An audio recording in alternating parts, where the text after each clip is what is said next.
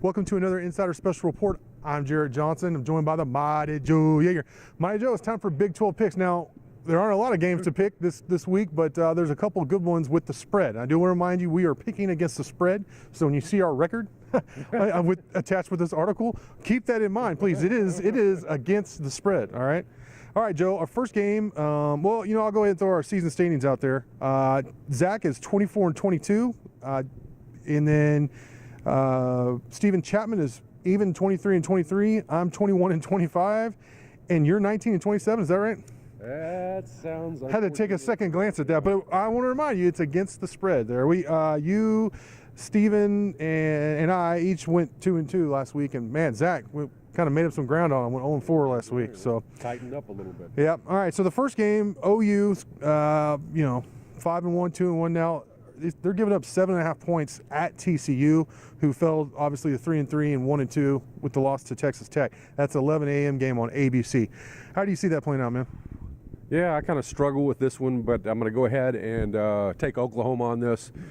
I think bringing in Ruffin McNeil on the defensive side of the ball is going to provide some spark on that side for at least for a game or two. I don't know how long term it's going to make a difference, but I think those guys are going to want to really come out and play well for the new defensive coordinator. So I think there's going to be more fire on that side of the ball for Oklahoma. And look, you're going against a TCU offense that just isn't exactly setting the world on fire right now. I mean, you got serious issues at quarterback there. Running game is just kind of there, kind of so-so. You got those two explosive receivers out there, Yeager and Turpin. Yeah.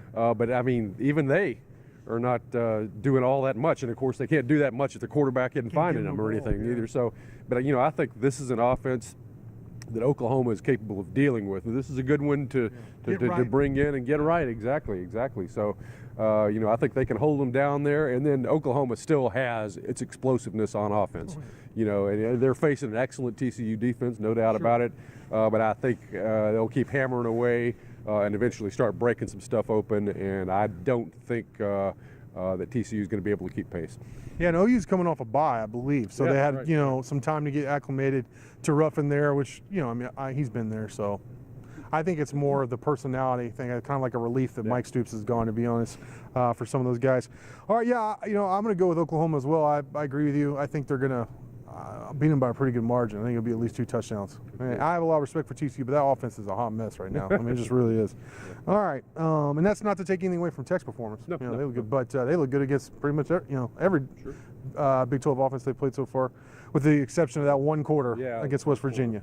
All right, and then the main event, Kansas 2-4, 0-3 is getting 20.5 points here at the Jones against Texas Tech, who is 4-2 and 2-1. That's 2:30 p.m. Central Time on Fox Sports 1. What do you think? That's a big number, I'm telling you, Vegas suddenly likes Tech, or they just really hate Kansas. I think it's too big number. I think it's too big. Okay. Particularly when you consider how Tech has played at home. Yeah. Under Kingsbury for these past few years. I think you got a situation where you're coming off an extremely emotional victory over TCU, and I think there's potential for a letdown. I think one thing that you've seen with this Texas Tech team is some inconsistency, bouncing around a little bit from week to week. Yeah. And then you factor in that I believe that Kansas plays some pretty doggone good defense, and Texas Tech still has potentially some issues to work out at quarterback. You throw that all together, and I think this could be a fairly close game. I think Tech may wind up winning this game something like 30-20 or somewhere around there. But I think Kansas covers the spread fairly well. Yeah, that makes sense. Everything you said. I'm actually going to take Tech. The last win that they did get here at the Jones was against Kansas, and I don't remember, it was 50-something to 20-something, I believe. So, which would cover. So I believe they're going to blow them out again. One of the main reasons, I think, is because they've struggled at home recently, and that's going to be hammered home. That's going to keep them, I think, a little level-headed. And this is just a guess. This is my thought.